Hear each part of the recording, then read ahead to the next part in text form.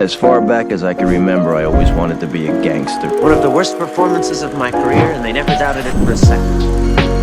We all go a little mad sometimes. I believe there's a hero in all of us that keeps us honest, gives us strength, makes us noble.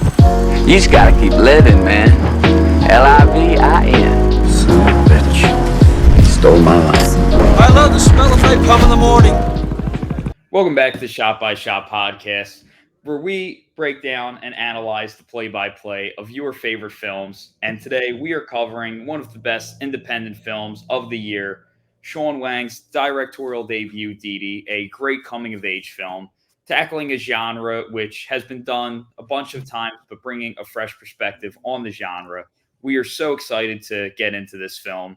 So, Oscar, why don't you start us off? What are your thoughts on Shawn Wang's Didi?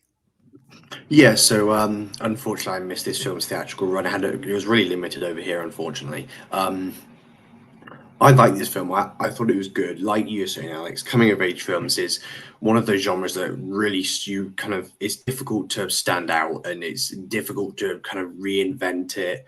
Some films, I think I saw the TV Glow has done that really, really well this year.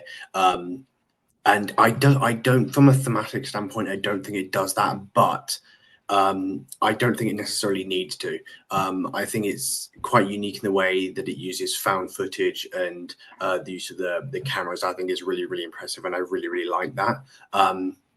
It is pretty relatable in a lot of aspects, not necessarily the cultural aspects, but in kind of the growing up parenthood aspects, which I thought was really impressive. And I kind of liked how it was this kind of big cultural amalgamation almost of kind of coming of age and seeing all people growing up around him, and it was good. And I was really impressed with Shawn Wang's direction as well. But I'll get into that in a bit. But yeah, I liked it a good amount. I gave it a 3.5 out of 5. It was close to a 4-star for me. Maybe it could go up on rewatch. But yeah, it was good. It was good. I enjoyed it.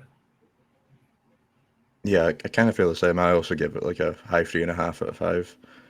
I feel like there's been a lot of movies like this coming out recently, particularly in the indie space, with like the coming of age films based on the director's life.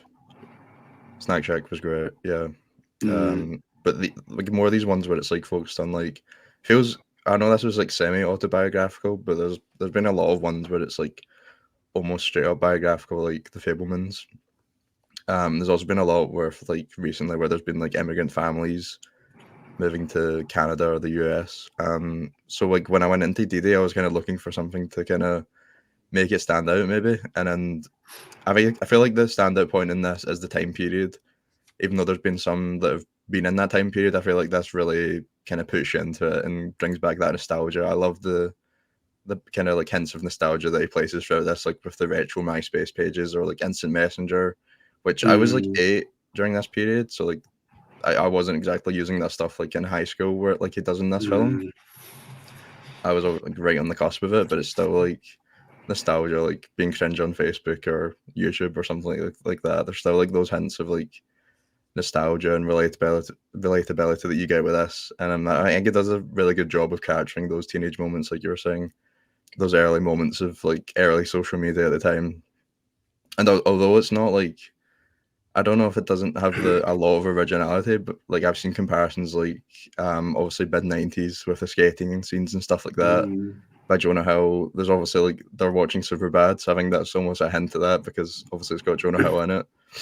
It's probably the best coming of age film ever made as well on top of that. But yeah, the skateboarding stuff in the middle felt a bit similar to that. And I did like the change on that where it was like focusing the filmmaking aspects of it, which is obviously leaning more towards that like autobiographical side. So I think that kind of made it distinct in those kind of aspects, as well as like I said, like the being cringe on social media. I feel like Bo Burnham's 8th Grade also done a really good job of that, even though it was more in a like modern setting. So yeah, it's very clearly a personal project. Chris even has the same surname as him, as the director Shawn and the lead Isaac. So yeah, there's a lot of aspects that are obviously very personal, but it didn't have like a super emotional impact on me to kind of kind of separate it from the rest of the genre. So yeah, that's I also give it a 3.5. I give this film a 5 stars. I think it is one of the best films of the year. It is my number 2 on the year as of right now. I didn't think anything would dethrone Evil Does Not Exist at that number 2 spot, but Didi came in, and this film really blew me away. I love coming of age films, and we are going to get into all of the reasons why, I think this film's so great and, the things that stand out about it. But the number one word I've heard people describe this film with, especially people around our age, people who are like in their 20s, maybe even into their early 30s, is relatability.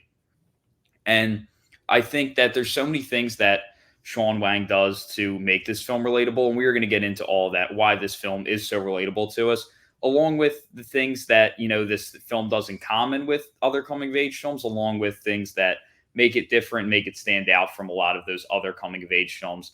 And things that he does, like, this is one of the first films to really use computer screens and social media, which is such a part of that time up until the modern era. It's only grown. And, it's not something we see often in films. It's not very cinematic. And normally when it's attempted, it's just ultra boring, ultra dull, and uninteresting. And we're going to get into specifics of just how Sean Wang was able to make it more interesting and able to make a computer cinematic and not a totally unbearable experience. But I think the biggest strengths of this film, aside from just its pure authenticity that could only have been made by someone who really lived a lot of these things, is, he has no real supporting characters in this film, which I think is such a strength, where there's not supporting characters. Everyone in real life is the main character of their own life. And even when you see a one-off character in a film who is only there for one scene, maybe one line of dialogue, in real life, that is someone who has their own story, their own motivations, their own objectives and goals and priorities. They're their own main character in their real life. And Sean Wang really understands that, where the characters who our main character Chris interacts with in this film are not just there to support his arc and there to kind of elevate whatever he needs in that moment. They're just people he happens to be crossing paths with at the time, because they have, like I said, they are still the main characters of their own lives, not just there to support his arc. Another thing that he does that I think is really a strength of this film is the lack of setup and payoff, which in a typical Hollywood script, you will see constant setups and payoffs where,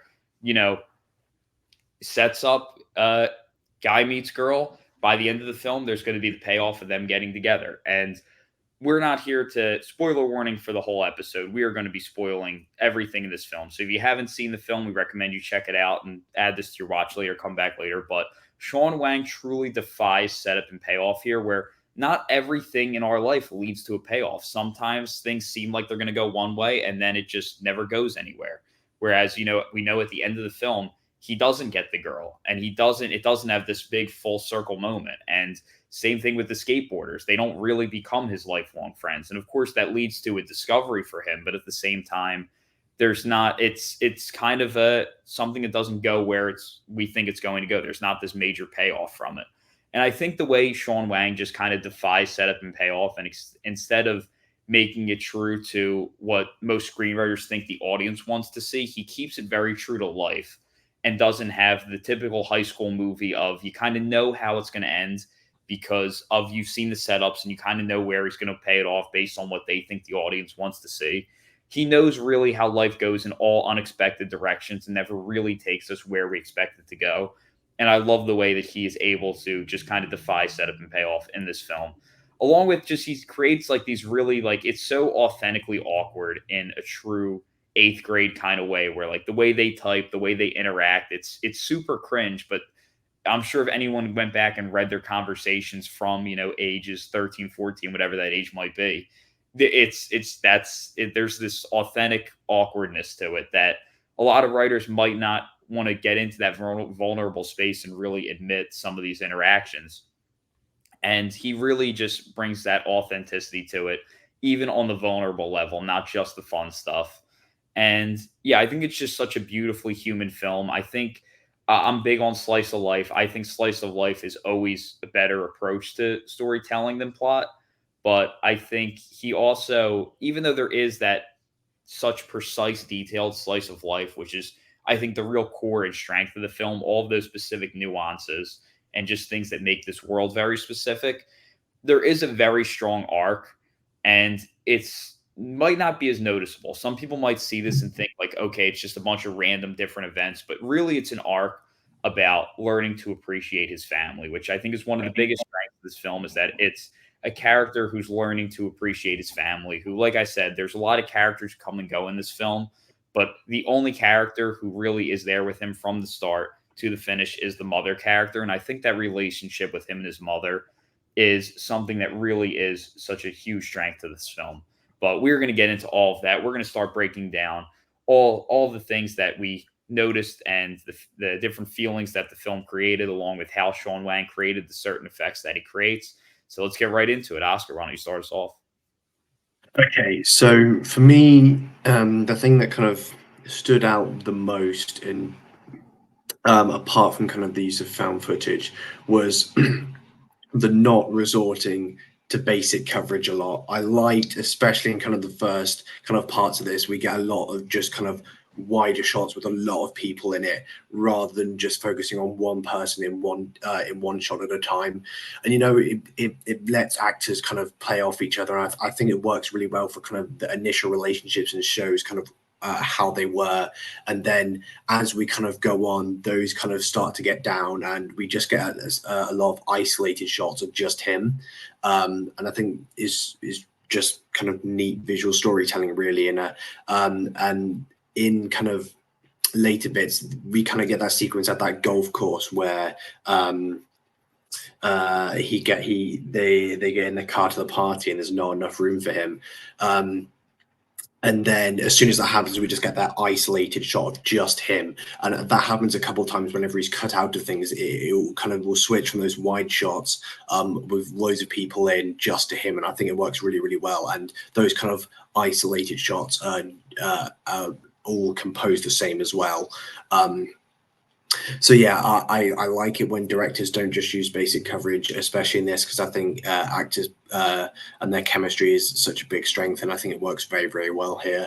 Yeah, so from a directional standpoint, I was really, really impressed, especially the kind of computer screens as well. We're not just kind of it's not just a shot of a computer screen. We're moving around everywhere. We're zooming in, out, and it's just kind of little things like that, which I appreciate when it comes to direction. It was solid for me. It was pretty good. Yeah, it was a good looking movie. The internet usage in this was probably the standout for me. Like the way he figured out how to integrate technology into the film, which I actually don't really like when people attempt to really do that. Like we're talking about Trap, where they tried to integrate like Instagram Live and stuff like that. I don't tend to like that, but I think Didi manages to create this very authentic experience of you using early social media, and it portrays it in a like fairly different way to what we've seen before. Like you were saying, like the monitor, you're seeing the full screen. You're almost like in the computer instead of like an over the shoulder shot of Chris using it or something like that.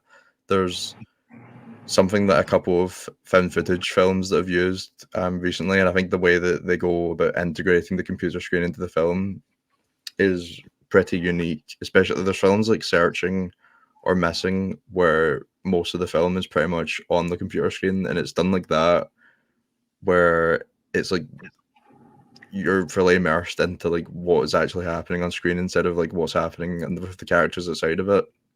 And I think they've probably done something similar like that, where they've been allowed to like edit everything about the page and stuff like that, because there's so much nostalgia hidden within like his internet usage in these scenes. So many hints at like just like old retro like parts about the pages and the way that stuff used to look, like the YouTube pages or Facebook or MySpace.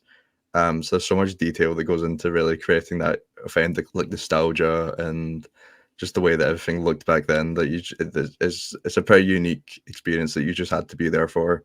It's not something that I think like younger kids now could really associate themselves with, not growing up with the early internet. But yeah, that was probably my favorite aspect that he brought to this film. Yeah, I agree with pretty much everything you just said. I think that the use of the internet is such a strength of this film. And I also am someone who, like, I am not interested in social media films or films that are trying to really use the internet just for the sake of feeling modern as kind of like a gimmick. And I think everyone listening, you probably are part of one of two sides of this, where you either think that internet and social media is boring in films and you have no interest in it, like me and Ryan, or you're someone who feels like it's a major problem that they don't use it enough and feel like it's such a part of our time and the way we communicate and that we should be seeing more social media in film. And I think that Sean Wang really does prove how it can be used right in this film. And I think he does that the way what separates what he's doing with the internet from a lot of the other failed attempts of other filmmakers is the way he uses rhythm of his cutting, the way he sections the frame, and the emotion he's able to create through the computer screen. And I think starting with rhythm, he really is able to understand just kind of the rhythm of the intensity and the emotion that the character's feeling at the time. The best example of this would be when he's rushing home to delete the YouTube videos. He goes through and it's just very high speed. The camera's moving quick, the cuts are quick. Everything about that is high energy, high speed, and he's quicker cutting. And then as soon as so that's like just feeling the rush of just I need to get all of these deleted as soon as possible. And then there's the decision of do I actually want to delete all these videos? These are memories, these are a portrait or a time capsule of a certain time in my life. Do I really want to delete all these? And then he knows to slow it down. And there's that pause. He likes to sit a lot with the silence of just the sound of the computer running, just the whatever the natural sound that the PC would make at the time. We just sit with the silence, that sound often in this film. And we sit with that for a moment after he slows down the high speed of that scene to make that final decision. The way he just understands the right rhythm of the internet is really such a strength of this film, where he knows how to speed it up when in those moments of, the blood's rushing, those energetic emotional feelings. And then in those other moments, like when he's looking at his friend Fahad's friend list and he's no longer on the friends list, or when he's looking at the messages from Maddie after, he feels embarrassed, he slows it down and just kind of lets those shots linger. And the way he understands the rhythm and the speed of the internet is what separates it from a lot of these other films where just like, oh, look, here's the internet. There's no real calculation to the speed and the inability to create a rhythm that kind of trances us in. Another example of it would be when I forget it's when he's messaging Maddie before they really ever hung out and he's pretending to like her favorite movie. And we're so locked into the internet. That is our entire world, just like how this character is not aware of his surroundings in this moment. He is locked into the internet. That's his entire world. And only after the conversation kind of ends do we cut out to his reaction. And he kind of knows about what the point of focus of this character is. And I think his understanding of the point of focus of the character is another major strength to how he uses the internet. And he doesn't just show you the whole screen. He knows what this tiny specific details, which are important to the computer screen, are. When we look at a computer screen, we're typically not looking at the whole screen. There's normally a very small section of the frame, which is actually our point of focus and what matters to us. And this is something, like Ryan said, like he just had to live it to really understand, where he has a great, I call it lived in sense in this film, where when you live something, you just know the small details that make a big difference and the small details that matter. And Wang totally knows that with this 2008 internet, where he knows how to punch into just the small sections of the internet that make a gigantic difference, whether it's the delete button or whether it's, the winky face that she sends, which sets the tone for that one scene, or the search bar before he searches how to kiss. Like, he knows the small little sections of the internet screen that matter, and he punches into those details to really just give it this great lived in sense, and really just those add a different level of make it ultra specific. And I think that's another real strength of this film, is just how he knows the small sections of the screen that matter and knows where to draw, not even draw your eye, where to really fill the frame with in those sections of the internet. I think another example would be like the Facebook sign up when he's scrolling down the years. Like, as someone who signed up for Facebook before I was old enough to be on it, like, I knew when he was scrolling down, I knew right away what he was doing. And that's something maybe younger audience don't connect with as much. Maybe they do from newer social media platforms, but either way, he knows the small specific details that matter. And that's part of what makes this film have such an authentic feeling and such a relatable feeling to us is because we were, you know, our point of focus at one point was a lot of these same small sections of the screen that Wang chooses to highlight. And I think another thing that, and then this all comes full circle with just the way he understands the emotion that can be created by the internet. And he really knows how to use it and create an emotion, which is something that's very difficult to do because I think it's really hard to, it's something I've seen very few filmmakers execute well. And I think, like I said, whether it's the rush of and the thrill of when his friend is steals his phone, and it's, I know this is a phone screen rather than computer screen, but when his friend steals a phone, and the rush and like the kind of anxiety of wow, he's texting her and he doesn't know what he's saying, in contrast with those moments of just lingering on the screen, nothing's moving, it's just very slow, and there's like a sadness to it when, you know, he has to chat with a computer bot because he has no friends at that point. And I think Wang understands the emotional response to the internet, and he's able to create that emotional response for us, which is a big, which at the end of the day, that's all that matters with a film, is if the film is able to create emotion. And I think Wang is able to create emotion with the internet, which I think is a huge accomplishment because it's something very few filmmakers have been able to do. Yeah, I completely agree. The posting like stuff on YouTube, that's definitely the most relatable part. I used to do that in high school. I used to post stuff like crossbar challenge. I used to do that, right? Post like football things and like all challenges and stuff on YouTube that I had when I was like 15, 16. It's all gone now. Videos all deleted after that. People just kept on taking the mick out of me. So that was pretty funny and quite relatable. Private videos in 2008. I felt that was an annoying scene where like he deleted them. It was like, just private them, man. But I don't know if that was actually a feature back in the day. Oh dear. I kind of wish I would get those videos back. I kind of want to get those videos back now. They're pretty funny. That I had. But yeah, like you were saying earlier, Ryan, that kind of awkwardness when you look back with the stuff you were doing then, you just like, you get a memory from like 10 years ago and you just cringe so hard because you just realize, oh, what am I doing? And it's so funny. And I think the way he captures that feeling is really, really brilliant. And it's also what makes those kind of moments so awkward. That one where the skateboard guys, and he shouts at his mom, and they're like, oh, that's not cool.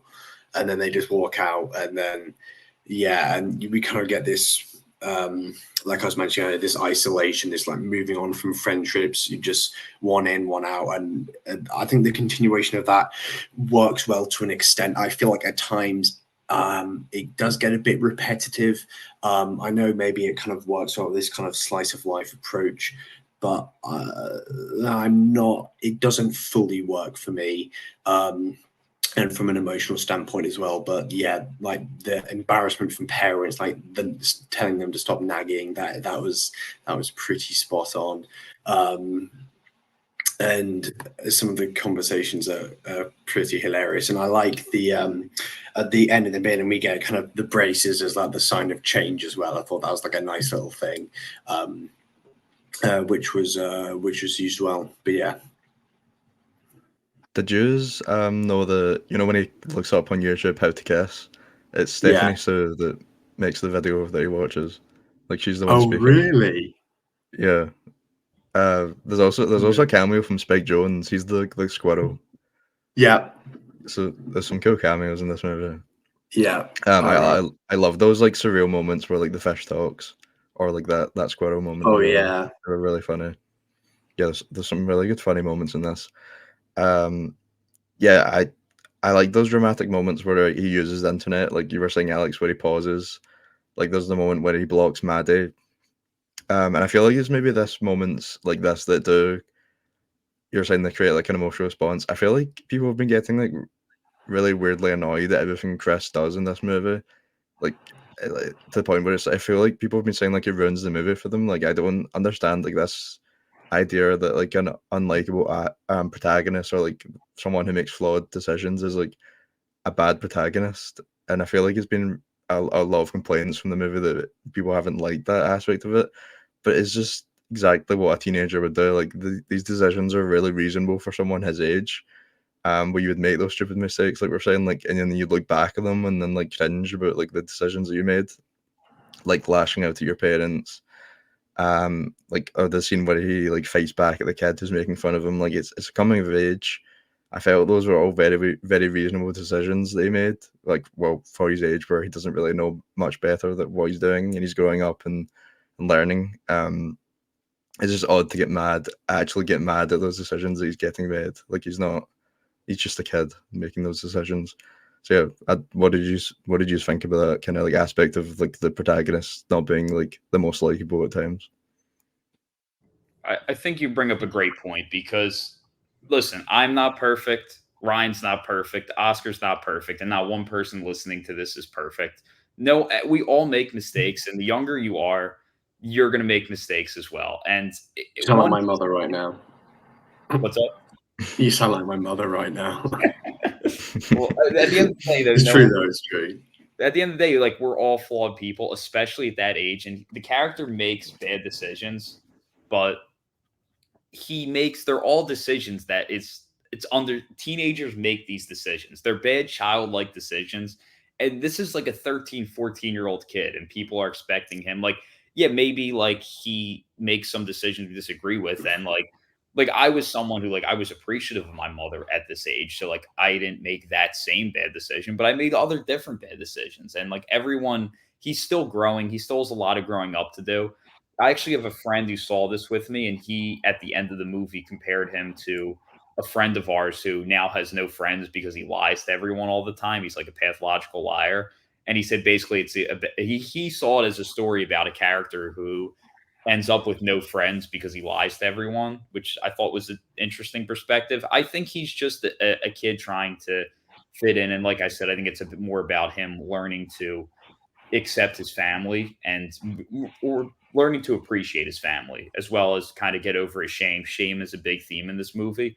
But yeah, I think we really see, I think it's interesting that some people really don't, you don't have to agree with the character's decision, but I think Wang does a good job of making us understand the decisions he makes. And he really is able to capture that kind of emotional spiral of the character and like the piling of negatives. Like, first the sister leaves, and then he sees the post from Maddie where the kid Joss, who doesn't like, is commenting, and then he has the fallout with the skaters right after that, where the clip isn't any good, and then Josh provokes the fight with him, and it's like I think he does a good job of understanding, of creating those emotional spirals where, like, you're not going to agree with every. I hate the unlikable character argument as a whole because, like I said, no one's perfect, and it's just like a dumb judgmental thing to say, I think. But yeah, I think at the end of the day, like, this is a story about a kid growing up, and he's going to make mistakes. He's going to do things we disagree with. But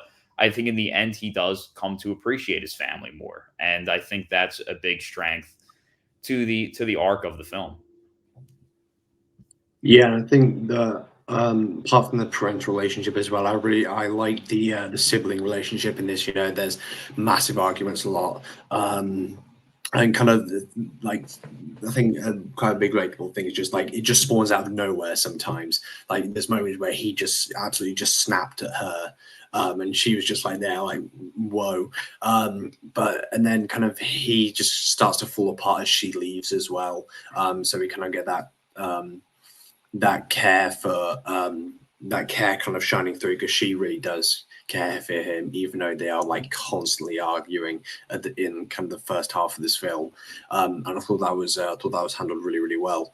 And what I was going to say, yeah, when you were talking about kind of this idea of family heritage, he really just wants to ignore it as much as possible. He kind of did he lie in saying that he was half Asian? I'm pretty sure that was a lie. Yeah, he did. Yeah, we see a portrait of the father in the final scene of the mother. And it's also mentioned before that he's in Taiwan. The grandmother is the father's mother. So that's a total lie. Yeah, and then we kind of get that. I think they're eating, and like he says, "Oh, you're so Asian," as well, and just adding to this kind of real rejection of who his parents kind of want him to be, but just his past and traditions, and obviously that kind of um, idea of kind of immigration and the split between kind of the two countries about because obviously I think he's mostly grown up in the States and doesn't have a father figure there for him. But yeah, that I think that was explored to a decent extent. I don't think the emotional payoff was quite there for me, but it's done a lot better than I think many films could have done. But yeah, pretty good. Yeah, the kind of like casual racism of the time is kind of interesting aspect of the movie. There's also the scene when Maddie says like he's cute for an Asian. So there's a lot of like scenes like that where it's kind of like putting him down and making him scared or embarrassed of his heritage. Kind of like Rice Boy Sleeps.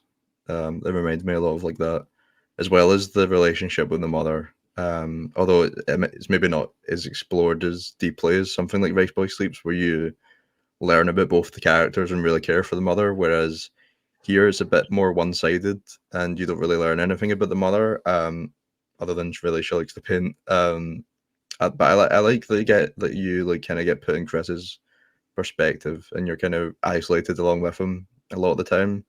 Especially when later in the film, like you said, he gets really isolated at that point after he's fell out with all of his friends, and he's in his views kind of upset his mother.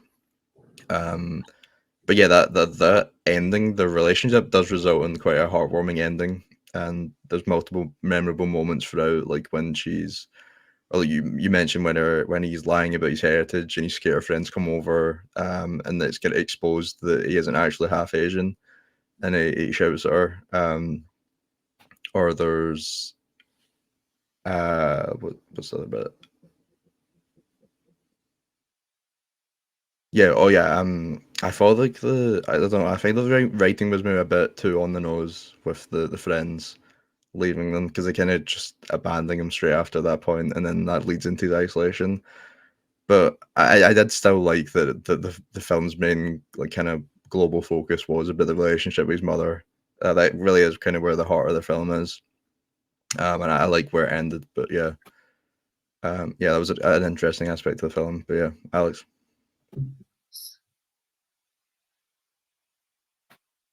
You're muted. Yeah, I think the mother's by far the strongest relationship of the film. I think that, she's a character who we've seen films recently, coming of age films that deal with the neglect of the things our parents go through in films like The Fablemans, After Sun. And I think this is another one where the mother really has no one to go to for emotional support. No one really appreciates her. Her kids don't really appreciate her. Her mother-in-law is ultra critical of her and always giving her shit. And I think she kind of like there's such a strength to the mother that it goes unnoticed for much of the film.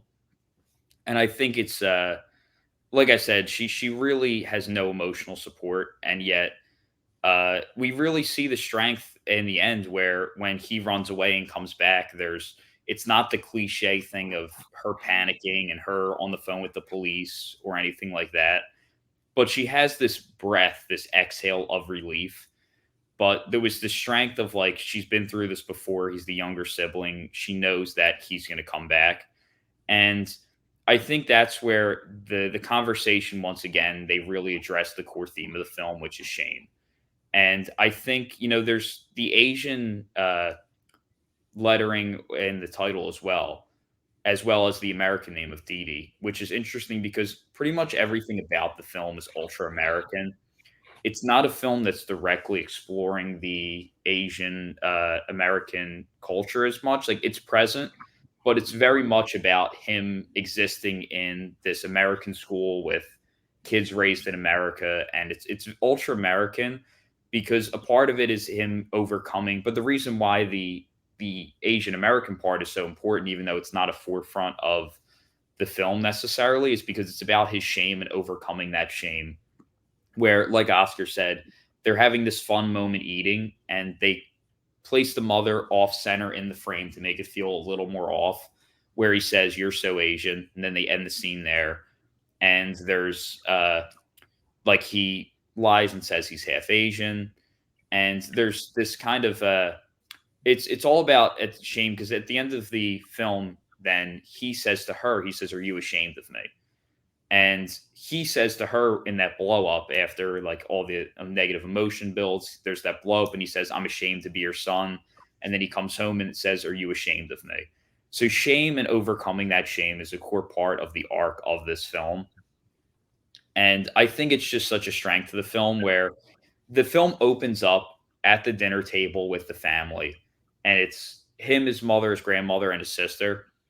And the film ends in that very same location at the dinner table, where now it's just him and his mother throughout all of this journey, all of these little kind of twists and turns and side plots, whatever it is that we experience. It all comes back to the dinner table with the mother as the only character left. And she gives that honest thought of like, of course, she's going to think about what if she didn't have kids and was a successful artist. But at the end of the day, she's very happy with the decision that she's made. And I think the ending is so strong because she's just looking at him, and she gives an incredible performance with that stare of like, just so like proud and admiring watching her son grow up. And like, he has so much growing up to do left. But there is that, just the stare of the mother who's just like, loving watching her son grow up. And the stare back from him, his eyes look a lot bigger in that scene, very childlike, as they play kind of like a childlike chime in the score. It really is just such a great mother-son moment, where it's, like I said, it's the strongest relationship of the film, and it's all about him coming to learning how to appreciate his mother, who goes really unappreciated for pretty much the entire film from everyone. She's a single mother raising her son, not single, like she has a husband, but he's not present. She's raising these kids on her own. And finally, in the end, we see, even it's just an unspoken thing. They don't need a big, even though they kind of have their dialogue between them in the room earlier, just that the final stare of appreciation between both of them, I think is just such a strong way to end the film, which I thought was like I said, this is the most important aspect of the film, in my opinion. Do you guys want to go intermission? Yeah, we can go into intermission. Right. Do we have any questions this week? We have a lot of questions. So last week we had Hat Guy from the Escape Pod podcast on our show. So if you haven't seen that episode, definitely check that out. It was a very fun episode. We asked everyone to drop their hottest take for that hot take themed episode, and we weren't able to get through them all. We had to cut a few things short, so we're going to read all of those hot takes that we asked our audience for. Starting us off, we have from Jonathan: Spider-Man Homecoming is not only the worst Spider-Man film, but one of the worst superhero films ever made. I totally agree with that. I agree. It is the worst Spider-Man film. It is the second worst Spider-Man film, but an awful movie. It is. Completely agree. Ryan, I'm guessing you agree as well. I do agree. Yeah, I mean it's close to TASM 2, honestly, but I'd put TASM just above it. TASM 2 is better. It is better. Yeah. The direction is much better. Following up a good hot take with a horrible hot take, we have from Will: Ridley Scott is a better filmmaker than Stanley Kubrick. Do we even need to address this? As much as I love Ridley Scott and love defending him, that I just don't agree with that. I do think that Ridley's made the best film of the two of them, though. That's not as bad of a take, but also insane. But Kubrick is the better filmmaker. Depends on the film, you mean. I think Blade Runner is better than any Kubrick film, but yeah. I'd have Alien up there. Yeah. It's hard to argue that Kubrick is not the greatest filmmaker ever. He was the most intelligent filmmaker of all time. He was the most precise and calculated and prepared filmmaker ever. Yeah, there's like filmmakers who I would probably put above him, but it's hard to make an argument against him. And that's just Ridley Scott is a great director, but I mean, come on, this is just insanity. Hot take from Alan. Inception is bottom tier Nolan, second or third worst, and Tenet is the far superior film. That is a great take, in my opinion. W. I don't think Inception is bottom tier Nolan. I think it's middle tier, but I have I don't have it that rated that highly. I think it's fine. It's good. But yeah, Tenet is way better, far superior. It is, yeah. Tenet is much better. I'd agree. It's also like mid tier. I don't dislike it. In fact, I really like it. It's just he's made worse. Very mid tier Nolan. Yeah. It's a good movie. It's probably like his 7th best. So yeah, not a crazy take. Tenet is way better. I love Tenet. From Cash, I don't know if this is even really a hot take, but people who say Robert Pattinson hasn't played Bruce Wayne yet or hasn't played him well don't understand the character. Yeah, I totally agree. He's already the best Batman. Yep. And Bruce Wayne. Yeah, he's best both. Yeah, I don't think he's even really played Bruce Wayne because this version is just he's Batman even when he's not Batman. Bruce Wayne is the disguise, that is the alter ego when he goes to that funeral.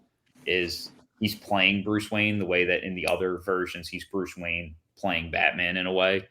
But yeah, I think he's the best easily. Gave us a great take. Now he's giving us a horrible take. Batman Begins is a top 2 comic book movie. Batman Begins is the worst Batman movie, as I said in our last episode. It's not that far, but it's nowhere near the best. Nowhere near best comic book films. It's not even top 5 Batman films, or maybe it is 5. It's around like 6 for me. It's top 10 comic book movies, but it's not near my top 2. Not top 10. It is bottom 10. It is the worst Batman. That's Rises. I haven't rewatched Rises in a while, so maybe that is worse, but that's the only answer I'll accept. There's no way you can like Rises more than Begins. You need to I just haven't rewatched Rises in so long, so maybe that one's worse, but it is. Every other it's way worse. Definitely better than Begins. Cash dropping another take. This one should be an interesting discussion. Also, check out the Film Scoop podcast with our good friend Cash. He's been on the show a couple times. His third one, he drops, musical score is more important to a film than cinematography. I'll let both of you start this one off. They are literally the 2 most important things in film. But unfortunately, the visuals are the number 1 most important thing, and score is number 2. So I'm going to have to disagree on that one. Yeah, I agree. I can't think of a film that looks bad but has a great score. It balances it out. I mean, Aggro Drift with the AI, kind of. But just the AI generated images. But that score bangs. But yeah, for me, the 2 most important things in a film, but I value the image over music. Yeah, so Oscar's 100% right. They are the 2 most important things, and I respect Oscar's take that cinematography is more important. I think you could make a great case for either or. We all know my philosophy is that the top 3 most important things in film are 1, music, 2, music, 3, music. But at the end of the day, I am going to kind of argue against myself a bit here, where it is a visual craft. At the end of the day, film is the art of the moving image. I say music's most important because it's the most powerful. Film is a combination of many art forms. It's not really its own art. It is its own art form, but it's not a primary art form. It's a combination of a lot of different art forms working together. And music is just by far the most powerful. Nothing can affect you emotionally like music. Nothing can have the hypnotic effect that music can, which is why I think it's the most important, because I think the most important thing of any art form is to create an emotional response. But it's a visual art form. It is the art of the moving picture, so you really can't argue against cinematography. They're easily the 2 most important, in my opinion, and I don't like having to choose between them.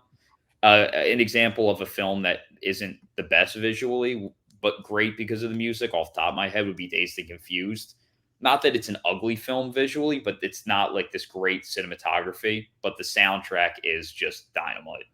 So, and the character work as well is a huge thing. It's like music. The top three most important things, truthfully, are in any order: music, image, and character. But yeah, that's a great discussion. Cash with another one. Andy Serkis should have won Best Actor for War of the Planet of the Apes over Gary Oldman for Darkest Hour. I have not seen Darkest Hour, so I was nominated that year. I want to know who else was nominated that year. Yeah, what year was it? 2017. Was it 2018? It'd be the 2018 Oscars. It was for the year 2017. 2018 Oscars. So who was nominated? It was I've Gary. not seen that performance. Gary Oldman's one of the goats, though, so I'm sure it was a great performance. Yeah, he's great. Timothy Chalamet for Call Me by Your Name, which I haven't seen. Daniel Day-Lewis in Phantom Thread was great. Daniel Kaluuya for Get Out, and Denzel for Roman J. Israel, which I have not seen. But of those, I'm. Wait. Let me have a look. I'm gonna go down to nominees. But yeah, Daniel Day-Lewis for me, without a doubt. yeah, I'm taking Daniel Day there. That's pretty Without a crazy doubt. that he didn't win that. I'm double checking if there's anything that wasn't nominated that year that probably should have been. Honestly, I think Hugh Jackman for Logan should have been at least nominated. Truthfully, I think. What was it? 2017. Yep. Yeah. Yeah, I think this wasn't the most. There's not a ton. Such an underrated year, 2017. Best actor. Good year. Pattinson in Good Time. Yep, we literally same time. Yep, yeah. I think honestly that might be my pick. But some good. Oh my goodness! How Ethan Hawke in First Reformed? How is that not one? That's valid. That's my number one of the year. That's a good pick. I'm taking that over Daniel Day-Lewis. I might agree with you. Crazy. That's one of my favorite performances. Yeah, I have a theory, and I don't think there's anything that disputes it. If your year has a 7 in it, then it's a great year for film. True, 97 is arguably the greatest year ever. I actually think 97 is not one of the top years of the 90s. I think it's a good year. That's crazy. Decade, but like 94, 93, 95 better. 95. 97 is unbelievable. 99 is better. Like, there's a couple better. 97 is still great. Like you still have Boogie Nights, of course, and all them. Like it's. Oh no, 97 is pretty crazy. Perfect Blue, Boogie Nights, Lost Highway, Cure, Good Will Hunting, Princess Mononoke. Yeah, you're right. Taste of Cherry, Funny Game, I admit Happy my wrong. Together, Starship Troopers. Yeah, The End of Evangeline. But just every year in the 90s is so stacked. Like I'm still taking 93 and 99 over it, and 90. I take 95. That's true. There's like 5 or 7 like all timers like every year. Yeah, that's what I'm saying. 95. Let me see. What was 95 again? 92.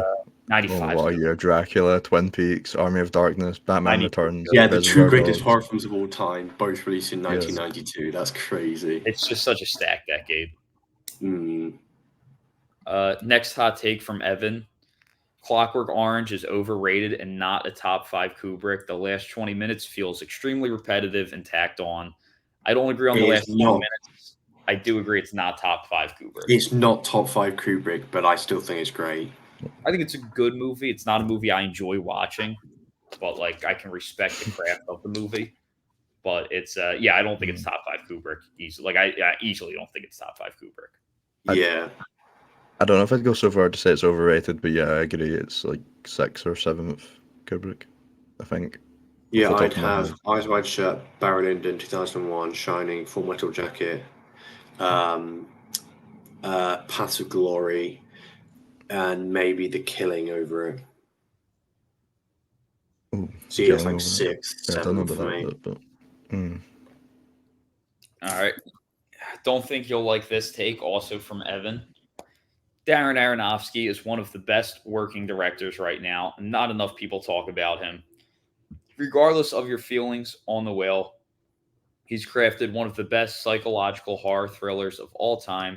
Consistently makes unique, interesting films. Disclaimer, I have not seen Black Swan yet. It is high on my watch list, so please no spoilers in this discussion. Black Swan, his kind of Requiem for a Dream era was really great. Now it's very. I hated The Whale. I absolutely loved Mother. Noah was pretty meh. I like The Fountain. What else has he done? I'm trying to think. Pie. I don't know. I haven't seen Pie or The Wrestler. The Wrestler. I think Evan Spitton. He is so good. I don't think he's ever missed. He's the good, only but one I that is. wouldn't put. I after The Whale, which was a complete disaster. That was horrendous. I don't think he's made any perfect films. I think he's made 3 great films, really great films. But aside from that, I can't really say anything else, to be honest. Like he's pretty great, but yeah. I think Black Swan is the closest he's ever got to perfect film. I think it's one of the best of the 2010s. He doesn't actually have a film under a 4 for me apart from The Fountain, and I've not watched Noah. Whale is abysmal. I like The Whale. Have you seen The Whale, Alex? I've seen The Whale. I haven't seen many of his films. The Whale's like his performance is good. I don't really care to ever watch the movie again. The score is phenomenal. The scores are always great in his films. I don't really remember the score much. Too Bad is one of the worst screenplays of the decade. But Requiem for a Dream is one of my favorite films ever. That's a top 100 movie ever. The ending to The Whale is also one of the worst endings I've ever seen. It's amazing. I don't know what you mean. And it's just like, oh, big fat man, look at big fat man. It's a really bad film. The direction's not all that. Yeah. Paul Mescal robbed. It's criminal that Brendan Fraser won that. Yeah, Paul Mescal wasn't even in the contention for it though, so yeah. At least Austin Butler didn't win. He probably should have won. No, shouldn't have been nominated. Next up, we have, you'll hate this one, from Only Ben. Terrence Malick is one of the worst directors of all time. That is rage bait. That has got to be rage bait. There's no way. There is no way he's just done that to annoy me. He might really believe it, but there's no way he believes that. There's no way you're disrespecting a top 3 director. That is criminal. Top 3 is also a very hot take, but he's definitely not as hot as saying he's one of the worst filmmakers ever. That's got to be rage bait. Yeah, that's pretty crazy. Then we have probably some more rage bait. We have from Lachey. Oldboy is a terrible movie with atrocious rating. Coming from him, it's not rage bait. Rating. Hypnosis is fucking trash. Coming from him, it's not rage bait because he probably does actually believe that, knowing probably him. Does. That is dear. It's just you just gotta sigh at the stupidity sometimes. Pretty horrendous take. I'm pretty sure every one of us disagrees with that heavily. I do disagree with them. I can understand why some people are not sold on the hypnosis. It is a bit out there, but I think the movie is not totally grounded in reality. But yeah, I love the movie. Great film. I think this is our final hot take. Far From Home is the best Spider-Man movie, including Spider-Verse. You don't need to include Spider-Verse. That would be an awful. Why is he saying including Spider-Verse? That is saying it's even better than the Spider-Verse movies. It's not. Who said that? This is from Ian. Shit. Awful. Shit take. It's better than Homecoming, but shit take. He likes Far From Home though, so his Spider-Man opinions are invalid. Yeah, it's pretty bad. Do we want to do some questions or do we want to save them? Hold on. We'll save them. Should we do our top 5? Yeah, we have one more hot take from Jonathan. Shouldn't be a hot take and just general knowledge that Interstellar is the greatest Nolan, greatest sci-fi, and greatest movie of all time. No, it's fucking not. It's an inferior remake to the best science fiction film of all time. Yeah, Nolan, just cheap 2001 copy. Good film, pretty good film, but it's no 2001. So, in the description below, we have a link where you can drop your questions, which will be answered on a future episode. If your question doesn't get asked, it will definitely be covered in a future episode. And question of the week next week, considering we are covering a coming of age film, let us know what is your favorite coming of age film. So, there's a link in the description below where you can ask us a question and let us know what your favorite coming of age film is. But now let's get into our top 5 recent watches. Who would like to start us off? I've already got mine if you guys haven't. Go for it. Okay, so some honorable mentions with kind of rewatches and stuff. I rewatched Nashville, perfect film. I also rewatched Speed Racer, which is one of my favorites. Absolutely love that film. It's incredible. Might be the Wachowski sisters' best film, if I'm going to be honest. Rewatched Bram Stoker's Dracula as well yesterday. Also a perfect film, one of my favorite horror films ever. The Substance, which Ryan and I saw, I'm just kind of leaving it out because I just want this to be kind of not cinema new releases. I'm pretty sure we're going to be doing an episode on that soon, so stay tuned for that. And Rob Zombie's Halloween 2. My favorite Halloween film, definitely. Absolutely love that. To bits. So good. But my top 5, I think it's been like since the start of the month. The other day I watched who's it directed by? I need to get the name up.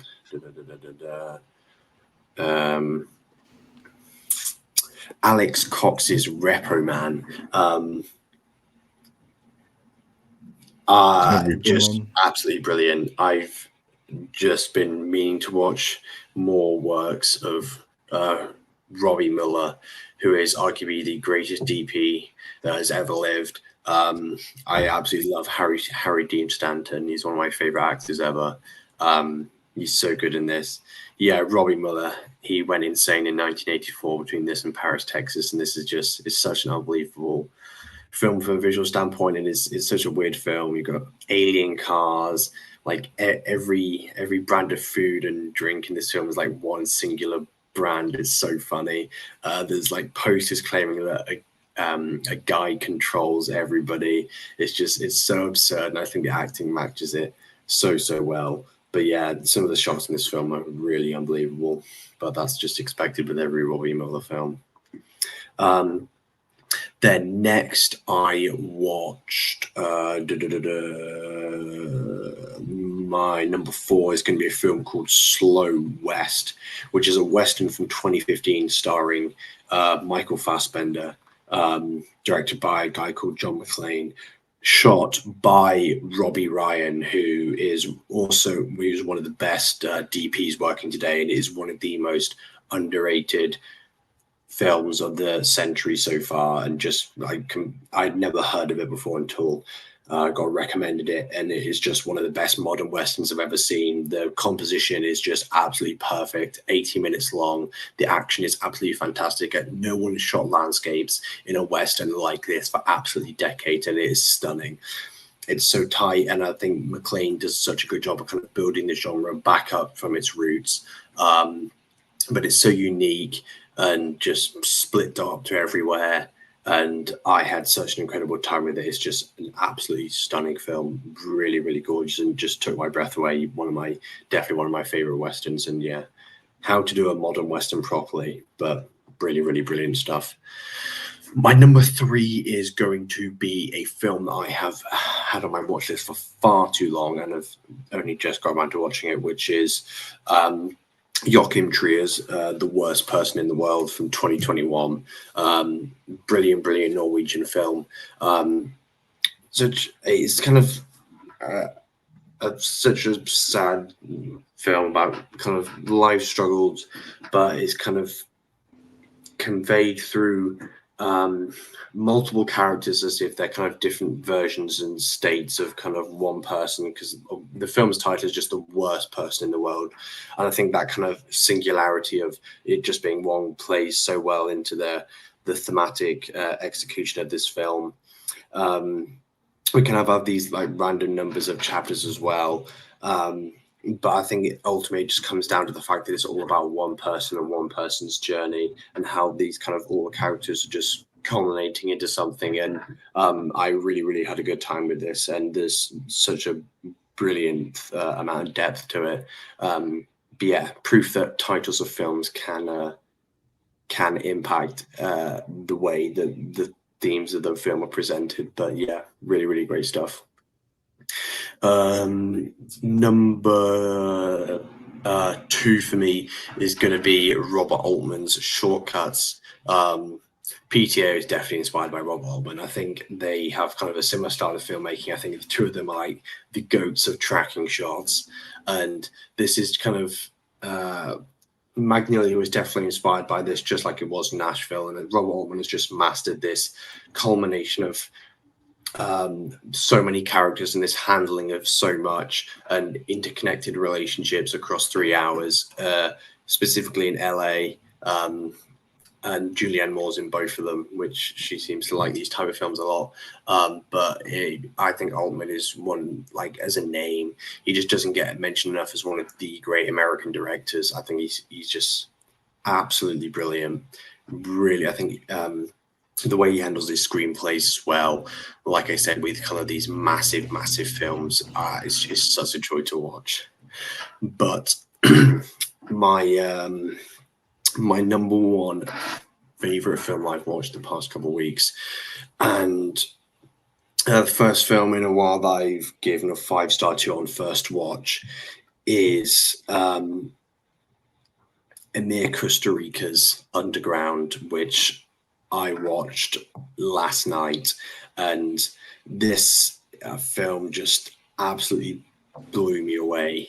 I'm going to go as far as to say it's probably the greatest comedy I've ever seen. It's like Babylon, but set World War II, Eastern European, and it's just under 3 hours of the most absurd, surrealistic, and profound things. And the music is absolutely brilliant, and it's just so crazy, and it never lets off. And I don't know how I don't hear more people talking about it. It does sit in the top 250 in Letterboxd. But yeah, it's just about a group of Serbian socialists preparing for war in a underground bunker. It's just filled with parties, tragedy, love and hate. And I think despite this film being so comedic and so hilarious, there's such a kind of darkness to the way we present kind of war in this kind of fairy tale style. And I think this film really takes a dig at that. But yeah, I just could not I will be thinking about this film for a while. One of the most entertaining experiences I have ever had, and I recommend everybody who gets a chance to watch it, because it is truly one of the great war films, and just so unique and so brilliant. But yeah, Underground, my favorite watch of the past couple of weeks. Where is it from? Is it a Serbian film? Serbian film. I'm pretty sure it's Serbian. Not a Serbian film. Don't watch that. But it's Serbian. But like the countries that contributed: Bulgaria, Czech Republic, France, Germany, Hungary, Serbia, Yugoslavia. That's what it says on Letterboxd. Yeah, it's probably the greatest comedy I've ever seen. It's incredible. I'll definitely check that out soon. Yeah, this month I've actually been watching new stuff, so I have no releases to talk, or new watches to talk about this time. Number 5, it's a new release. We've been getting some pretty solid 2024 releases recently, I think. So number 5 is Beetlejuice, which I'm a big fan of. Burton in the 90s, or his run from like the 80s to the 90s. He was on a different level then, and he's obviously been washed for quite a while now with making Disney movies. So I was really excited for him to go back to his roots with the practical filmmaking. Very little visual effects going on in this movie, and of course the cast returning. So it felt like a passion project almost from everybody. Like it felt like they weren't just coming back for this legacy sequel. They actually really cared. Winona Ryder, when she started her Stranger Things contract, she put in a clause that she could, no matter what was happening, she could come and film this if they were eventually making a sequel. So it seemed like there was actually love put into this. So I thought it was Burton almost back to at least halfway back to his best. A very solid movie. Some great practical effects in here. It's funny. The little guys with their small heads is so funny. Oh, good. Bob is hilarious in this movie. Yeah, it's a bit messy, honestly, but like I feel like a lot of Barton movies are pretty messy, and they just get so whimsical that I just kind of give them the pass. I'd love if Barton can just make like a 3.5 every couple of years. I would love that. I feel like not everything has to be a masterpiece. We need these like kind of just solid movies that a director like Barton can put out every couple of years. So I'd love if he just keeps doing practical stuff. Don't go back to the Disney CGI movies, please. Just do stuff like this. Hearing a Danny Elfman score in the cinema too is so good. Yeah, it was my number 5. Number 4, I watched The Killer by John Woo, which I didn't really realize how great of a director John Woo was until watching this, because I don't know when it was, like the 2000s maybe, where he moved to more American movies, and they're not the greatest for some of them. I know there's like Two-Face from when he started out, but more recently he really has not been putting out the greatest movies. He actually just put out a remake of this like last week, which I've not checked out yet, but it's literally called The Killer, and it's pretty much got the exact same plot, I think. So I'll definitely check that out. I don't know if he's not made a good film in a while, but that might be decent. And this influenced The Killer that came out.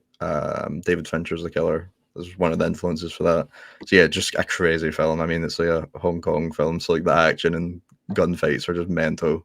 It's such a fun movie. You should definitely check it out.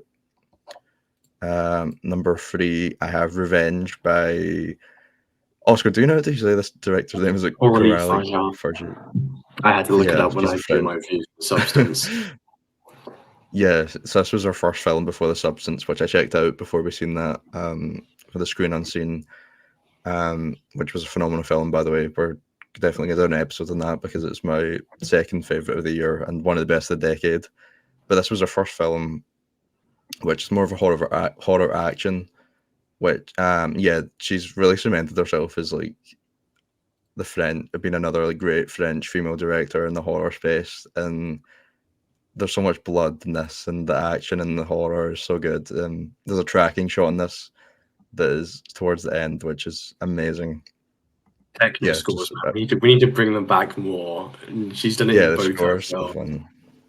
That's so good. Such a good movie. The score of Revenge is brilliant. Yeah, really underrated because this came out in 2017, so it's been a while since she released her last film, and I've not really heard much people talk about this. So yeah, definitely check that out if you like some modern horror movies that are really different. My number 2, I've got Summer's Tale by Eric Romer, which was my first film by him that I watched. I really love this. You need to check this out, Oscar, because I know you like watching a couple of other of his films. So this is like a graduate goes on holiday to this like small beach town in France before he starts his new job at the end of the year, and it's just a really good exploration of like his relationships and just like dealing with him at that time. He's kind of running like 3 different women at the same time. It's funny, but also it's quite tragic as well. I'm excited to watch the rest of Eric Romer's movies because I was really blown away by this. It's a beautiful film too. Of course, it's in France, so yeah, it just looks at all the locations and stuff. They look so good. But yeah, I give that 4.5. I was really blown away with it. And my number 1 was I finally watched Once Upon a Time in America. I've still got a couple of Sergio Leone movies to watch, but this was one of my biggest blind spots in like maybe all movies. This is another one of his epics. What did you say? I said the GOAT film from the GOAT director. Yeah, it doesn't surpass Once Upon a Time in the West for me. Maybe it could after a couple of watches, but it is really up there. It's probably my second favorite from him. It's one of the best paced films I've ever seen. Maybe it's like a 4-hour runtime, and it feels like such a light watch. The non-linear narrative really plays into that. I think it's such an amazing way the way it's structured, and the first half being like a coming of age film. It's some of the best coming of age you ever see. In this film, it's amazing.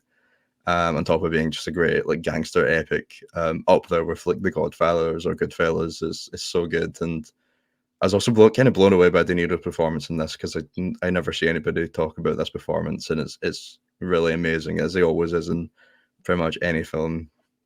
So yeah, so good, crazy film. It's one of his most underrated performances. It is, yeah. It's really, really great. Yeah, just another great film. I've not finished it yet, but maybe the Once Upon a Time trilogy is better than his Dollars trilogy, perhaps. I've not watched the other film in it. I know it's not actually technically called. I know like there's an alternative name. Which one is it he made after this? Ducky Sucker. Yeah, you're that's right. got like an alternative name.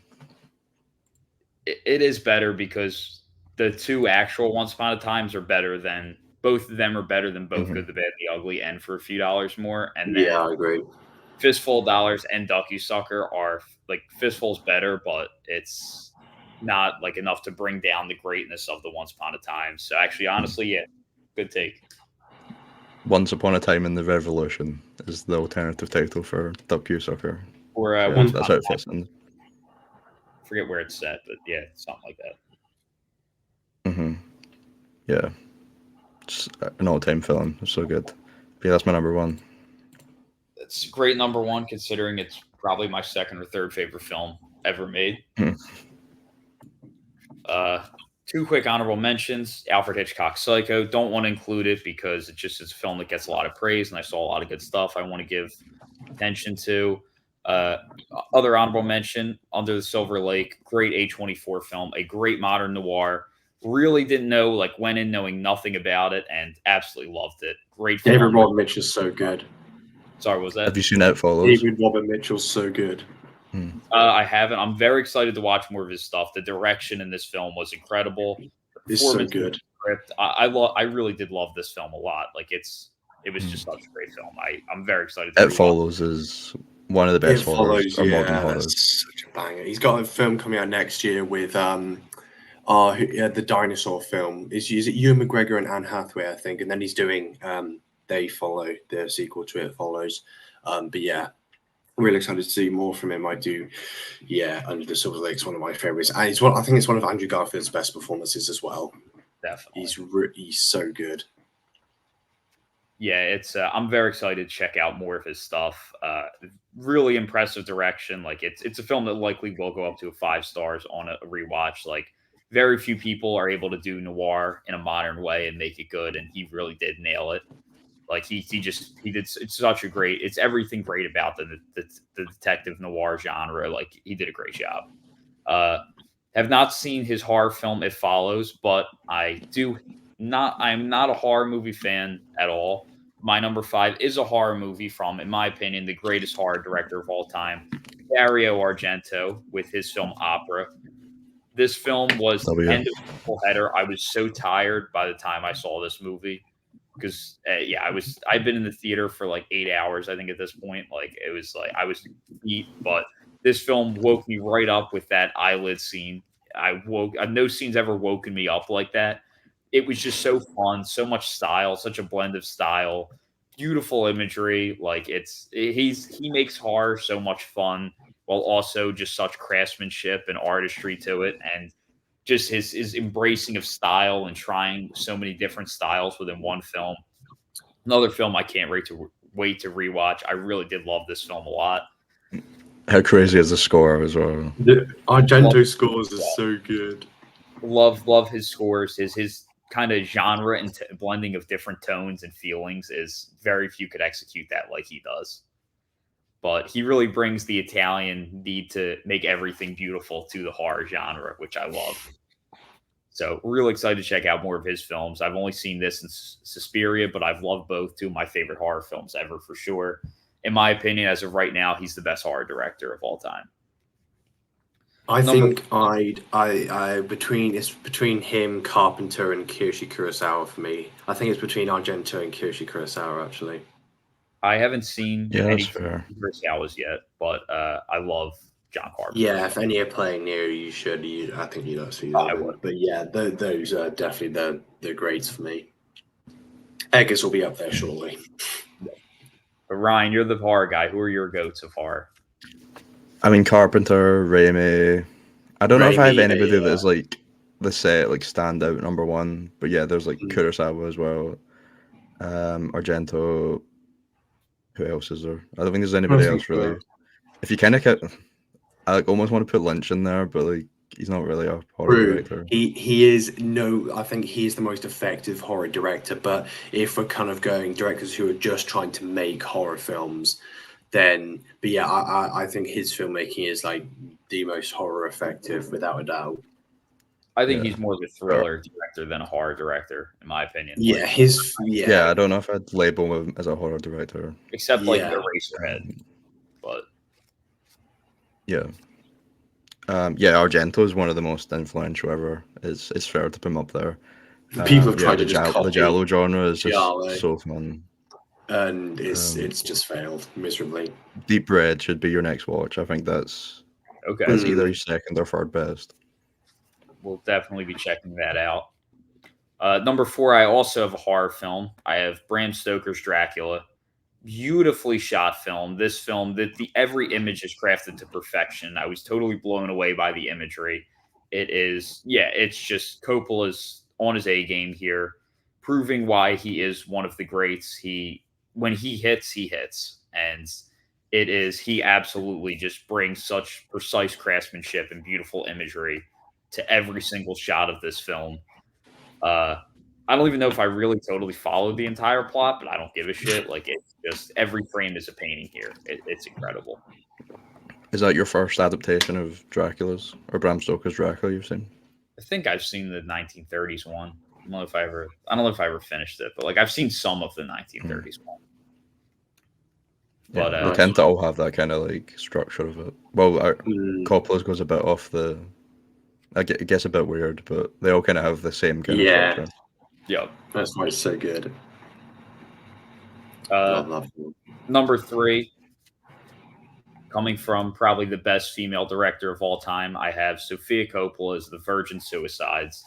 This film I had high expectations for, and it just far surpassed them. This was an incredible film. Coppola, many directors can just throw great music into a film, but Sofia Coppola just knows how to use that music and how to really she knows how to guide the rhythm of it and have everything move to the music, the way it energizes the film and just creates the perfect feeling and emotion, when to time the needle drops perfectly, along with just such like a French New Wave free feeling to the structure of this film.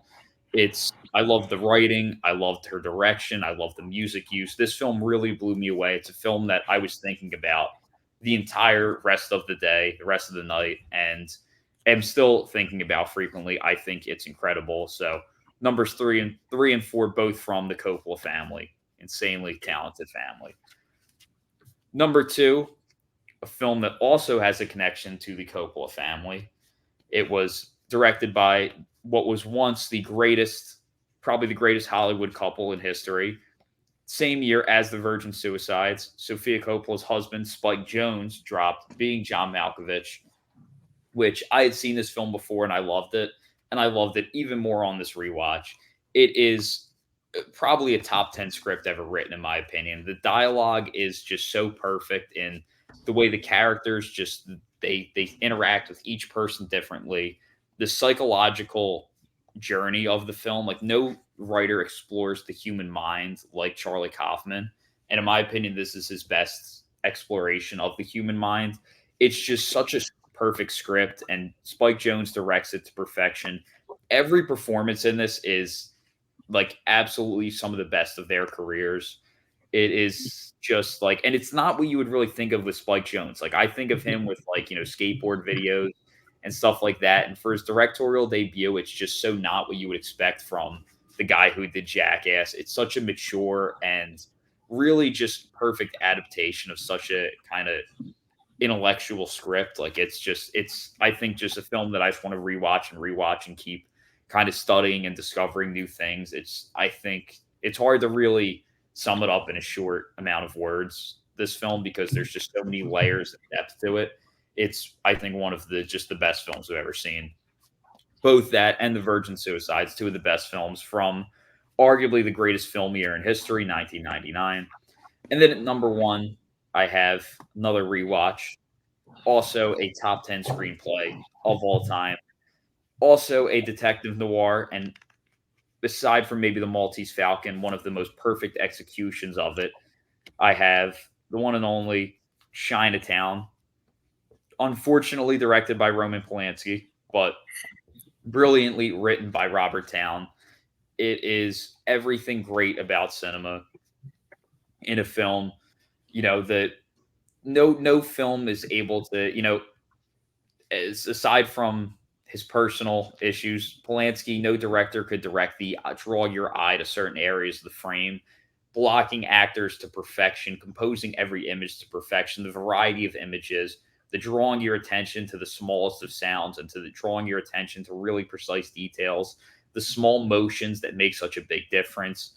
Just Jack Nicholson, we think of him in like these big wilds, like really screaming roles, like, One Flew Over the Cuckoo's Nest, The Departed, like The Shining. But this character is such a reserved, like you wouldn't think of him today as a noir detective, but you think of more like reserved type of actors, and he nails that to perfection in a role that he likely wouldn't get today due to typecasting. He really nails that role.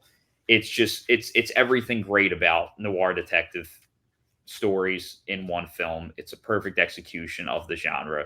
One of the most perfect films ever made, in my opinion. Interesting take. Dishonorable mention to the worst noir detective film of all time that I rewatched and was much worse on a rewatch. We have the way too long piece of shit Goodbye. I rewatched it and it's even worse. It's better than Chinatown.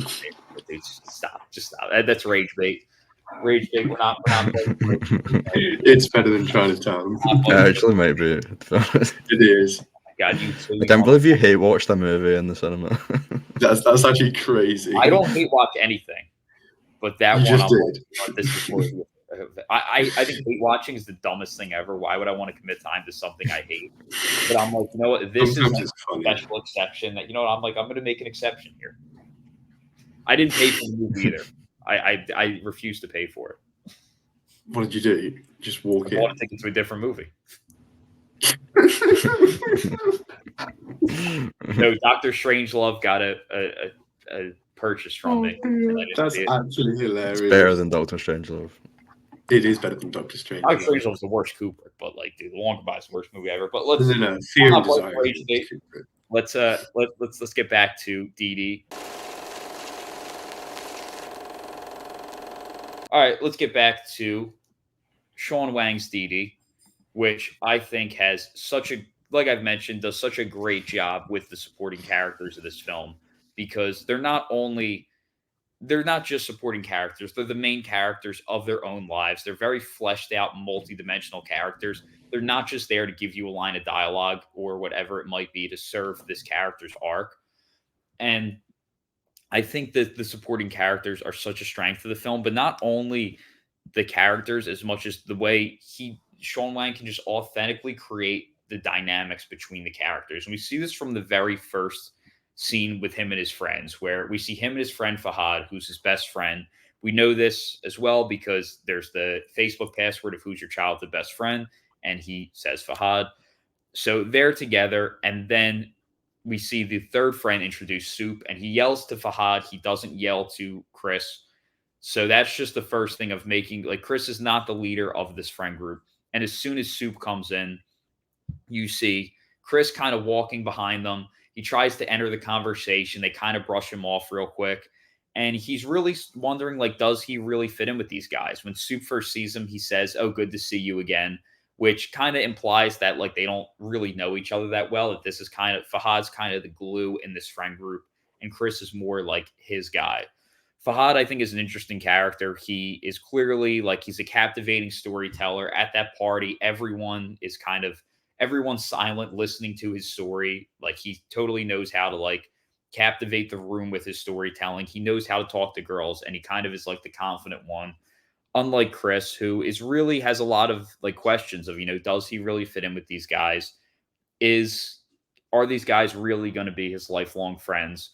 And the conflict really comes when Fahad eventually leaves Chris to go to that. There's not room for him in the car, and he goes to that party with the girls. And I think that scene is just the acting in that scene is so great.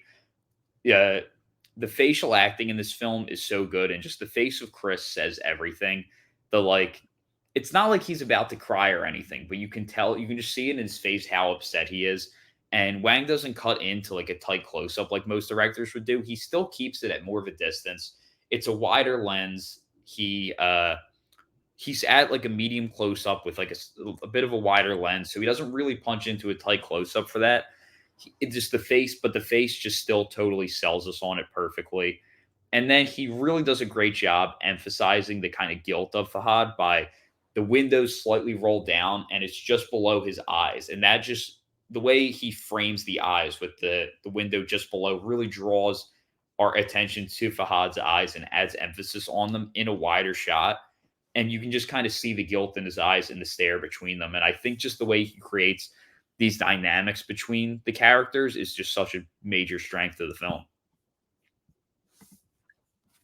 Yeah, what I was going to say that when I was mentioning about the kind of these kind of wider angle shots where they try and kind of to build this chemistry, and we got shots of multiple kind of people in, and just rather than basic coverage, I think that's why the kind of relationship with Fahad are used so well, because you build them up and then they're teared down, and I think that's what makes them so effective is this chemistry that Wang allows these kind of actors to build up. And I think one of my favorite shots of the film is literally it's near the beginning of that pool, and it's just low angle shot of the four guys just standing there opposite the kind of the high angle shot of the two girls in the pool. And I was immediately like, oh, I absolutely love that shot.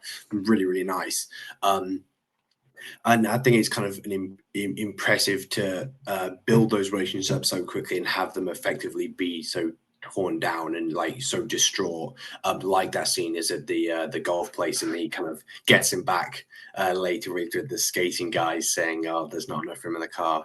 But apart from that shot, I'll see what you guys think. But for me, the best shot in the film is the grandma's falling outside, and we're like behind the window, and the shot just holds on that window, and we can like hear kind of muffled dialogue outside, and it just holds on it and holds on it as she's helping out. For me, by far the best shot in the film. Really, really like that. But yeah, Ryan, did you realize who the mother is? Who else? What other roles she's done? No. What was she in? She's Jocelyn in Twin Peaks. Oh my god. Oh yeah. It's crazy. I just saw that now. It's like there's no way. Oh yeah, that makes sense. She also did The Last Emperor with Bertolucci as well. So very impressive resume. I could see her getting Joan Chen for sure. I think she's The Last Emperor. I need to see that. Still need to see what that. Did you say, Alex? I said fantastic shots in this. I said the one nomination I think this film is very likely going to get is I think that she's going to get nominated for Best Supporting Actress. Really? That's interesting. I really could see her getting nominated. I would like to see that, but I'm not sure where others are standing on that right now. But yeah, I'd quite like to see that as well. Actually, she was really, really good. I liked the two shot of them as a McDonald's there. Yeah. Where he was like making there's like a still where he's making like the face with the food in his mouth. I really like that shot. Yeah, he has some horrible friends in this movie. As well as him being a bit horrible at times, to be fair. Yeah, I also liked how that kind of like transition into high school, I think it was. Where it doesn't necessarily say that he's going to make their friends, but if there's that like recognition when he sees them at the sign-ups where they just nod to each other. It's a big period of change in your life where like your friends change a lot, so I like that kind of aspect. of his relationships with other people, on top of obviously like the sister, the mum, the scare kids. Yeah, there was a lot of interesting relationships in this movie. Yeah, I think I wouldn't say he has horrible friends. I just think that his friends definitely make the wrong From his decision. perspective. Oh, from his perspective, yeah. Like his at the end of the day, Yeah. like this is an age where people do stupid things, like especially when everyone's first starts like talking to girls and like it's all new and like people make bad decisions, especially at this age. You kind of this is the reality of eighth grade and high school. Like this is just stuff that happens in friend groups and people make bad decisions. Sometimes they learn from them, sometimes they don't. But I think I like how Wang's script is really not afraid to make his characters make those wrong decisions. And I like I think the fallout with his eighth grade friends really does lead to character growth for him. And every conflict in his kind of social life ultimately leads back to him becoming closer with his family. Like after that, he has the moment at the McDonald's with his mother, and there's when he wants to go with the skaters, like that becomes like an ally moment for him and his sister. After the playground scene with Maddie, him and his sister fight then, but it ultimately does lead to them becoming closer. So everything in his social life ultimately leads back to him eventually taking a step forward to becoming closer to his family. But I think the another interesting turn that it causes is it eventually leads him to discover his passion of filmmaking with the skaters. And I got to say, Sean Wang, this dude had to be sick about it when mid 90s came out, because this is clearly like based on a lot of autobiographical stuff. It clearly And was he's been writing this for 7 years, I think, as well. So it was before that. Or exactly. is And that then it's like wait, when did now Midnight's come out? 2018. I'm pretty sure he had the idea before, but he had to be sick about it because now so many people are going to watch this and think it was inspired by mid 90s when it just wasn't. So he had to be sick about it. I do wish we got a bit more of the skateboarding stuff. That's like a lot of people have described this film as really relatable. There's relatable elements overall. There's a couple things of the family elements, like not as much like the not appreciating your family, but like I guess certain moments are kind of relatable. But the skateboarder stuff is where I find it definitely more relatable. We see like them start with like the eighth grade party where like they're all watching a movie together. It's the pool party, like it's very tame. And then we see kind of the evolution into this high school party. Like I can definitely relate to like being younger and going to like high school parties and like thinking you're the shit, but like it's also like you're the young guy in the group, so you're a little more quiet. Like that's the chapter of the movie that I probably enjoyed the most.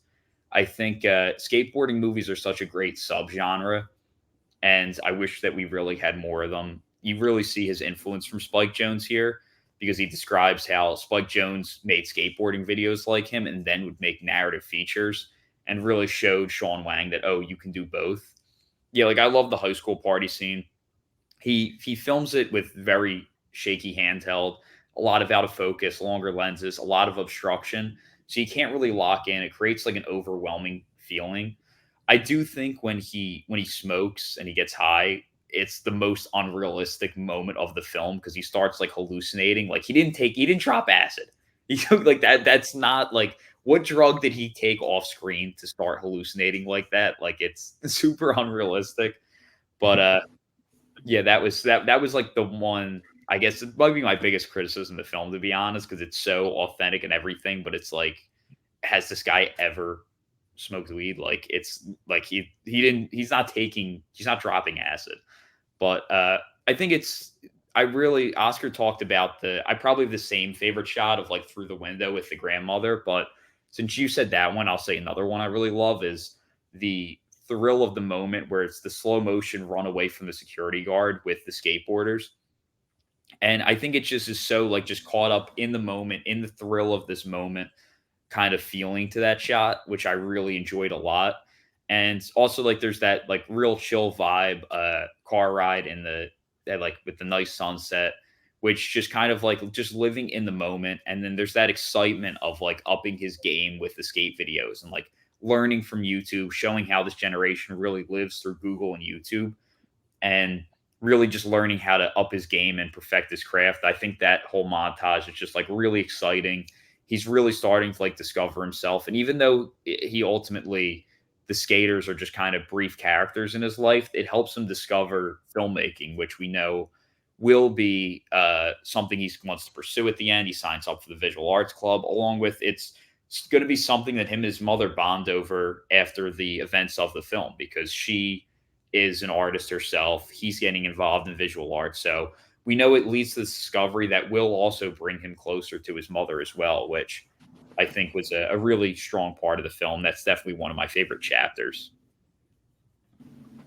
Yeah, the middle of the film wasn't my favorite, but I did love that montage of him doing all the skating scenes and filming it. And then when they went back and watched it, it like wasn't nearly as good as like the montage was making out to be, and they kind of just hated all the footage they got and the disappointment of that. I really liked the way that ended. Although, yeah, like you were saying, there's a lot of kind of comparisons to mid-90s that you can get made there, but the filmmaking aspects did make it stand out and different to that for me. So I did like that aspect of it. Before we have any kind of final points, just one moment that I really liked when he's kind of researching how to compose his shots better for the skating, and he's like mixing like foreground, background, stuff like that. That kind of moment where he's got like the grass and he's like, and the guy just sat in front of it and he's like, you look like a pervert. that might be the funniest moment for me, as he's trying to get he's trying really hard to get a really cool shot. Oh, that was funny. Yeah. Oh, dude. And Wang does use the foreground very well in this film, so clearly his skills improved from being that age. But it's like can't even. It's a foreground so big you can't even see shit. But I think the relationship with Maddie is also such a strength. I think we can't not talk about that. Where it's, there's the way it evolves, like.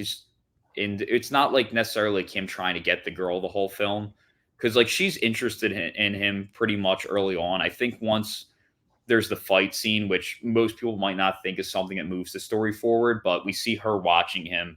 I think that kind of like makes her more curious about him and more interested in him. It gives her like this feeling of excitement that after that initiates the next conversation where she's like, "Oh, how are you feeling?" and moves that relationship forward. But I like how in the end it doesn't work out, because not every relation, especially an 8th grade relationship, is like the high school thing of, oh, it all works out in the end. It's like, nah, it's like this one didn't work out, you screwed up, and on to the next one. But it's like life goes on in the end, and it's a experience and lesson and a part of growing up. So I think that is a really strong kind of breaking of the cliche of that the guy always ends up with the girl and that she's going to forgive him and there's this hopeful future between them. I really like how he broke that cliche, and it was like, nah, it's like you screwed this one up, and it's you gotta just take the L and move on.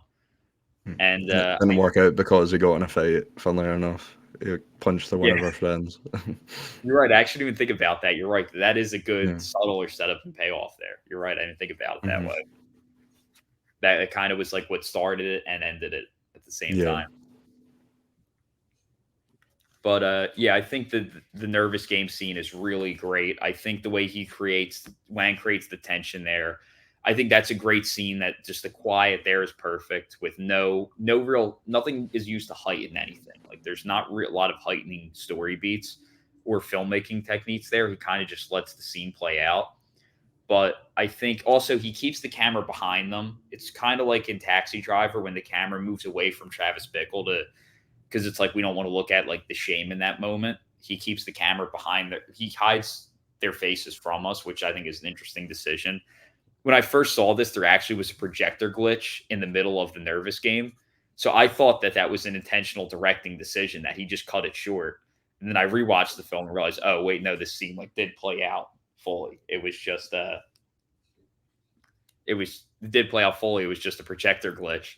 But yeah, and then we see things like him typing out the truth after, but then deleting it. But I think that scene is a really great scene. Once again, it's like that theme of shame, but that also moves the relation. Like I said, it always comes back to getting him close to his family because it moves the relationship between him and his sister forward. Where before that, when Maddie's talking to him, she says, like, are you close to your siblings? And they talk about their siblings going away. And that probably is getting in Chris's head about, yeah, my sister is going to leave soon.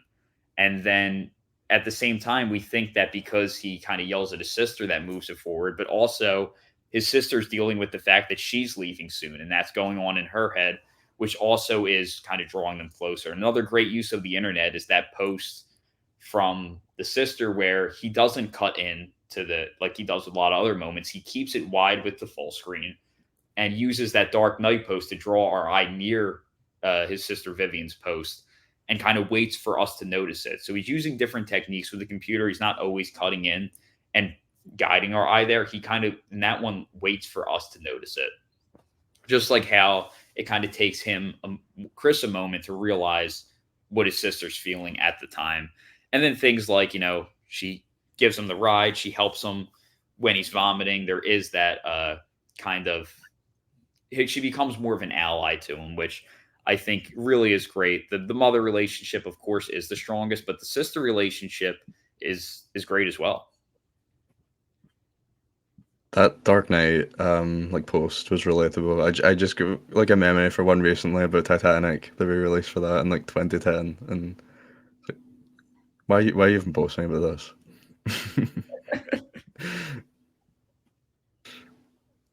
Yeah, I also. Sorry, what were you saying? No, you go ahead. No, I was going to say one thing I forgot to mention is how well Wang knows how to pause. There's a lot of pauses in the film, which whether it's between dialogue or just lingering moments in between actions, like he really knows how to time those pauses perfectly. They're all timed to absolute perfection, and he just knows how to. He knows how to just let the film kind of pause and breathe and have those moments of anticipation or curiosity or tension or whatever it might be. His ability to pause the film for just the perfectly timed lengths is another huge strength to his direction that I forgot to mention. I will say, last thing, the Green Hill background of the computer for Windows XP, that's fucking iconic. That's as relatable as it gets. And the 3D screens, I used to love looking at those. Do you remember those? All the retro stuff was so good. Yeah, the 3D screensaver, that was iconic. Girl Skateboards, Spike Jones did a lot of videos for them. That was pretty cool too. Instant Messenger, that brought me back as well. I will say the music of the time feels noticeably absent, probably due to budget reasons. I know he said he wanted to use lower key music, but I do think the score is not that great or memorable. I think it speeds up the film well at times in some of the more energetic scenes. Like the mini golf scene, it's good. You get like the summer vibe feeling. The club sign up at the end, there's like the music drops on the cut to it. And then the hook of the song perfectly timed with when Fahad gives him the head nod. And it feels like the song just gives this feeling of life going on. But overall, I wasn't crazy about the musical score, but I think the sound is really great. I think, I don't mind when he takes the music away and we just sit with the sounds of the atmosphere. I think he did a good job with that as well. Yeah, I've seen a lot of people mention that he did get the songs quite good for like the period that it was, but I didn't really recognize any of the songs. So I wasn't sure who it was. Yeah, it wasn't the music. I wouldn't say was a huge strength of the film. I think his script, his character work, all of that was a bigger strength, and his rhythm, editing, cutting speed, all that stuff was phenomenal. But the music or use of music maybe is something I'd like to see him explore a little more in his next feature. But yeah, it's still a great film. Right. I just thought it was notable that also we forgot to mention that he was an Oscar-nominated documentary. You're right. From last year, I think it was. So yeah, this was his first feature. So very impressive for the first. And his grandma was the grandma, and it was his actual grandma as well. And I think she was in his documentary. Yep. Nice. Yeah. It was nominated for Best Documentary Short. Mm-hmm. But that wraps up our episode on Didi. Great film. I think it's definitely one of the best films of the year. Great coming-of-age film. Please let us know what you thought about the film below. Let us know your favorite coming-of-age film and what you think are some of the best films of this year in the comments down below. Like, subscribe, all that, and we'll be back next week with another episode. Thank you for watching.